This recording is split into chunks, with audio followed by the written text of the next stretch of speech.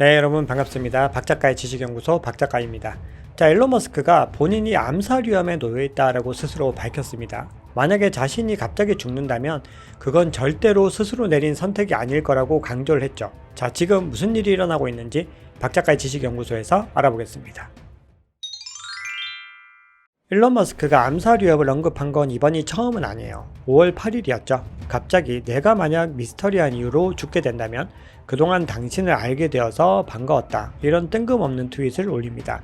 사람들이 당연히 의아한 반응을 보였겠죠. 근데 엄마는 화가 굉장히 많이 난 것 같더라고요. 이 화난 얼굴 이모티콘에다가 하나도 재미없다라는 댓글을 달았습니다. 자, 머스크는 여기에도 미안해, 나도 살아남기 위해서 최선을 다해볼게 라면서 농담을 또 던집니다. 자, 일론 머스크가 평소에 말장난을 많이 하고 또 관심 받는 걸 엄청 좋아하는 성격이잖아요. 흔히들 관종이라고 표현을 하는데요. 이때는 살해 위협을 가했을 것으로 추정되는 인물이 언급이 됩니다. 러시아 사람인데요. 이 러시아 정치인이면서 연방우주국 국장 드미트리 로고진이라는 인물이었어요. 이 사건의 발단은 스타링크 때문이었습니다. 이 지나간 사건이니까 간단하게만 언급을 드리면요. 스타링크 덕분에 우크라이나의 인터넷이 끊어지지 않으면서 이 전쟁이 우크라이나에게 유리한 방향으로 흘러가게 되죠. 그리고 러시아의 온갖 만행들도 전 세계에 공개가 됩니다. 러시아군의 침입도 즉각 발견해서 대처할 수 있게 된 거죠. 결국 러시아의 입장에서는 이 머스크의 스타링크가 굉장히 큰 위협이 된 겁니다. 자, 그런데 최근에 일론 머스크가 또 살해 위협을 받고 있다는 사실을 공개했어요. 자, 이번에는 구체적인 정황이나 어떤 대상에 대해서는 언급하지 않습니다. 자, 일론 머스크가 했던 이야기를 그대로 전해드리면요. 솔직히 나쁜 일이 일어나거나 말 그대로 총에 맞을 위험이 상당히 크다. 나는 오픈카 퍼레이드 같은 것은 절대 안 할 것이다. 누군가 원한다면 나를 죽이는 것은 그렇게 어렵지 않으니 그들이 그러지 않기를 바란다, 이렇게 언급을 했죠. 자, 이 발언은 실시간 음성 채팅 플랫폼이에요. 트위터 스페이스에서 진행된 토론 중에 나온 이야기입니다. 자, 이 토론은 언론의 자유의 중요성에 관한 것이었거든요. 요즘에 일론 머스크가 계속해서 강조하고 다니는 게 언론의 완전한 자유에 대한 거거든요. 글로벌 3위 암호화폐 거래소였던 FTX가 파산을 했죠. 그런데 FTX 대표였던 샘 뱅크먼 프리드가 정치권에 엄청나게 많은 로비를 했어요. SBF에게 돈을 받은 정치인이 한두 명이 아니라 넘쳐납니다. 그리고 구체적인 내역도 공개가 되었어요.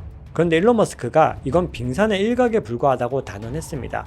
그리고 사실은 10억 달러가 훨씬 넘을 것이라고 주장을 하죠. 이 얘기는 정치권에는 굉장히 민감하게 받아들여질 수가 있습니다. 자, 그런데 여기서 그치지 않고 일론 머스크가 이 트위터 파일이라는 걸 공개하기 시작했어요. 트위터 파일이 뭐냐면 이 트위터가 정치적인 움직임에 개입했다는 증거들을 담고 있는 파일입니다. 트위터 내부에서도 본인들의 행보에 대해서 여러 고민과 갈등이 있었을 거잖아요. 여러 찬반이 있었을 텐데 그런 내부 대화라든지 그런 자료들이 다 들어가 있습니다. 거기다가 이 파일에는요, 2020년 대선 의혹까지 다루고 있습니다. 바이든 대통령에게는 이 발목을 잡는 굉장히 천덕꾸러기 차남이 있거든요. 헌터 바이든이라는 사람인데 망나니로 굉장히 유명합니다. 자, 이 헌터 바이든의 마약 의혹을 비롯해서 여러 만행이 담긴 기사들의 유포를 트위터가 제안했다라는 그런 내용들이 이 파일에 담겨 있습니다. 그래서 트위터 내부에서도 이거를 어떻게 처리해야 될지에 대한 논란이 있었을 테고, 그런 여러 가지 고민들이나 상황들이 공개된 파일에 들어가 있는 거죠. 일론 머스크는 스스로 본인이 민주당 반 공화당 반이라고 주장을 하고 있는데요. 이번 중간 선거를 앞두고는 민주당이 분열과 증오를 유발한다면서 공화당을 찍겠다는 트윗을 했습니다. 결정적으로 이 트위터가 민주당의 하부 기관처럼 행동했다고 주장을 하죠. 그리고 추후에 더 많은 파일을 공개할 수도 있다는 그 가능성을 시사했습니다. 일론 머스크는 어떤 성향, 성격상, 그리고 사업의 방향상 적이 굉장히 많습니다. 근데 이번은 정치적인 문제와도 굉장히 깊은 관계가 있죠. 실제로 일론 머스크가 트위터를 인수한 후에 공화당 정치인의 팔로워는 8,000명 정도 늘어났는데 민주당 정치인의 팔로워는 4,000명 이상 감소한 것으로 분석이 되거든요. 만약에 이 사태들이 더 크게 정치적으로 번지게 되면 여러 이해관계들에 의해서 심각한 어떤 일들이 일어날 수도 있습니다. 그리고 주류 언론들은 당연히 일론 머스크를 미워할 수밖에 없고 민주당 극성 지지자 세력들도 마찬가지예요. 그래서 일론 머스크를 위협하는 배우가 누구인지는 정확하게 알 수 없지만 앞으로도 여러 파장이 일어날 수 있고 이것이 정치적인 문제로 비화될 수 있다는 부분에 대해서는 지켜봐야 하는 부분들이죠.